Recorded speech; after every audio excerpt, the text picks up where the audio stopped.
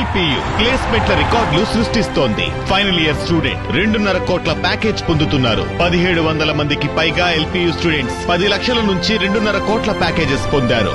విద్యా విప్లవం ప్రారంభమైంది లవ్లీ ప్రొఫెషనల్ యూనివర్సిటీలో. మెడికల్ కాలేజీల ప్రైవేటీకరణకు వ్యతిరేకంగా వైఎస్ఆర్సీపీ ఆందోళనకు సిద్ధమైంది. ఎన్టీఆర్ హెల్త్ యూనివర్సిటీ వద్ద ధర్నాకు పిలిపించింది వైఎస్ఆర్సీపీ విద్యార్థి విభాగం. మెడికల్ కాలేజీల ప్రైవేటీకరణ నిలుపుదల చేయాలని, ఫారెన్ మెడికల్ స్టూడెంట్స్కు న్యాయం చేయాలని డిమాండ్ చేస్తోంది వైఎస్ఆర్సీపీ. గత ప్రభుత్వ హయాంలో 17 మెడికల్ కాలేజీలు తీసుకొచ్చారు వైఎస్ జగన్. మెడికల్ కాలేజీలను పీపీపీ పద్ధతిలో నిర్వహించినట్టుగా కూటమి ప్రభుత్వం తెలిపింది. పులివెందుల మెడికల్ కాలేజీకి కేటాయించిన 50 సీట్లు వద్దని ఎన్ఎంసీకి కూటమి ప్రభుత్వం లేఖ రాసింది. కూటమి ప్రభుత్వ చర్యతో మెడిసిన్ చదవాలి అనుకునే విద్యార్థులు నష్టపోతున్నారు. మెడికల్ కాలేజీల ప్రైవేటీకరణకు వ్యతిరేకంగా ఇవాళ వైఎస్ఆర్సీపీ విద్యార్థి విభాగం ధర్నా చేపట్టనుంది. రైట్, ఇదే అంశంపై అప్డేట్స్ మా కరెస్పాండెంట్ సురేంద్ర అడిగి తెలుసుకుందాం. సురేంద్ర, చెప్పండి. ప్రతిపక్షంలో ఉన్న వైఎస్ఆర్సీపీ ప్రతిరోజు ఒక పోరాటం చేయాల్సిన పరిస్థితి చూస్తూ ఉన్నాము. ప్రస్తుతం మెడికల్ కాలేజీల ప్రైవేటీకరణకు వ్యతిరేకంగా గళం విప్పబోతున్నట్టు తెలుస్తోంది. ఏంటి మీదకి ఇన్పుట్స్? హరి, కూటమి ప్రభుత్వం అధికారంలోకి వచ్చిన తర్వాత గత ప్రభుత్వ హయాంలో ఏదైతే మంచి చేశారో ప్రజలకి ఆ మంచిని కాస్త లేకుండా చేసే ప్రయత్నం చేస్తుంది. దానిలో భాగంగా మెడికల్ కాలేజీల అంశాన్ని తెర మీద తీసుకొచ్చింది. గత ప్రభుత్వ హయాంలో జిల్లాకు ఒక మెడికల్ కాలేజీ చొప్పున 17 ప్రభుత్వ మెడికల్ కాలేజీని గత ముఖ్యమంత్రిగా ఉన్న జగన్మోహన్ రెడ్డి తీసుకొచ్చారు.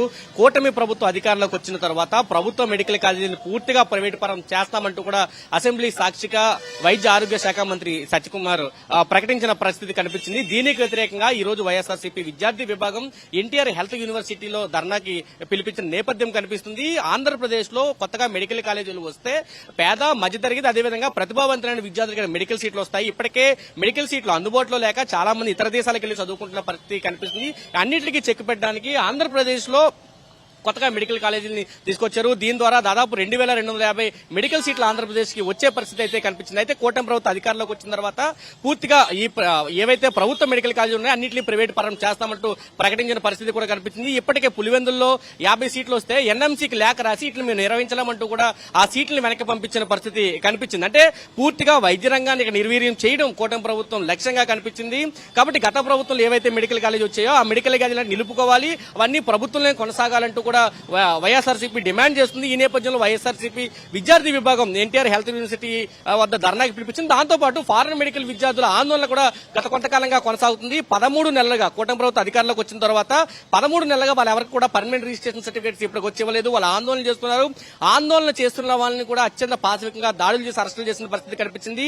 దీనికి కూడా అన్ని రాజకీయ పార్టీలు మద్దతు కూడా తెలియజేసేది. దాంతో పాటు వైఎస్ఆర్సీపీ కూడా మద్దతు తెలియజేసిన నేపథ్యం ఉంది. ఈ 2 అంశాలతో ఈ రోజు ఎన్టీఆర్ హెల్త్ యూనివర్సిటీ దగ్గర ధర్నాకి అయితే పిలిపించింది. ఈ నేపథ్యంలో భారీగా ఎన్టీఆర్ హెల్త్ యూనివర్సిటీ దగ్గర పోలీసులు మోహరించిన పరిస్థితి, ఎవరికి అనుమతి లేదంటూ కూడా వాళ్ళు ఇప్పటికే చెప్పిన పరిస్థితి కనిపించింది. అయితే ప్రభుత్వ మెడికల్ కాలేజీని కాపాడుకోవడం కోసం మేము ఎంత దూరమైనా వెళ్తామంటూ ఈ విద్యార్థులు చెబుతున్నారు. వాళ్ళతో పాటు ఎవరైతే మెడికల్ కాలేజీలో సీట్లు కోల్పోయారో వాళ్ళు కూడా చెబుతున్న పరిస్థితి అయితే కనిపిస్తుంది. పూర్తిగా మరికొద్ది సేపట్లోనే వైఎస్ఆర్సీపీ విద్యార్థి విభాగం నేతలంతా కూడా ఎన్టీఆర్ హెల్త్ యూనివర్సిటీకి వచ్చే అవకాశం అయితే చాలా స్పష్టంగా కనిపిస్తుంది చెప్పొచ్చు. కూటమి ప్రభుత్వం పూర్తిగా గత ప్రభుత్వ హయాంలో ఏదైతే మంచి జరిగిందో అన్నింటినీ నిర్వీర్యం చేయడంలో భాగంగానే మెడికల్ వ్యవస్థను కూడా నిర్వీర్యం చేసే దానిలో భాగంగా 17 మెడికల్ కాలేజీని ప్రైవేట్ పరం చేస్తామంటూ ఇప్పటికే ప్రకటించారు. గతంలో కొన్ని సీట్లు ఇచ్చినప్పుడు రాద్ధాంతం చేశారు. కానీ ప్రభుత్వం ఇప్పుడు పూర్తిగా 100 సీట్లు కూడా ప్రైవేట్ వాళ్ళకి అప్పచెప్పే ప్రయత్నం అయితే చేస్తుంది. ఇప్పటికే 5 కాలేజీలు రన్నింగ్ లోకి వచ్చాయి. 750 సీట్లు వచ్చిన పరిస్థితి. మరొక 5 కాలేజీలు సిద్ధంగా ఉన్నాయి. ఇవన్నీ కూడా మీరు నిర్వహించమంటూ ప్రభుత్వమే ఎన్ఎంసీకి లేఖ రాయడం అనేక అనుమానాలకి